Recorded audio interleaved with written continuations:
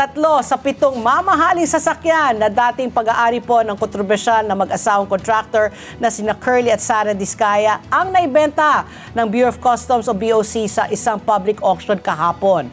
Nakuha po ng Simplex Industrial Corporation na inirepresenta ni Danny Paz ang isang Mercedes-Benz G500 Brabus na 2019 model sa halagang 15.5 million pesos. Wow! May floor price ito na mahigit 7.8 million. So halos doble. Aba! Ang galing naman na bumili niyan. Nakuha rin po ng, sino bang nakakuha? Nakuha rin ng kumpanya ang Mercedes-Benz G63 AMG 2022 model sa presyong higit sa 15.6 million pesos na may floor price na 14.1 million pesos. Sila rin bumili? Diba? 1 milyon mahigit, no? Ang binili nila. Nabili naman po ng Les Centrel Jewelries sa pamamagitan po ni Ladislao Matawa ang isang Lincoln Navigator. Ang year po ay 2021 sa halagang 7.1 million pesos. May floor price naman daw ito na higit sa 7 million pesos.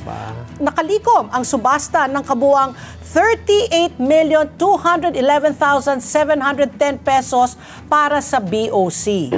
Ayon naman po kay Customs Commissioner Ariel Nepomuceno, ireremit ng buo dapat naman ang koleksyon nito sa Bureau of Treasury. Samantala, ipapasubasta muli ng ahensya ang 4 pang sasakyan na hindi na ibenta.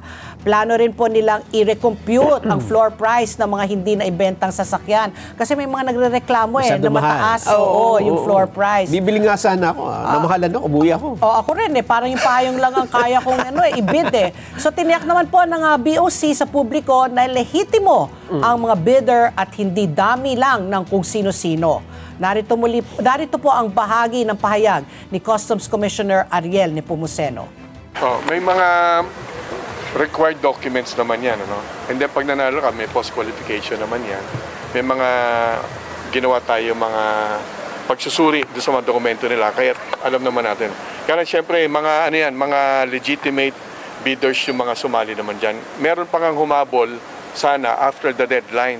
Pero pinagbawal ko na yun. Kasi pag nanalo yung mga hindi sumunod sa deadline, makukulayan yung ating proseso na bakit sila ipinanalo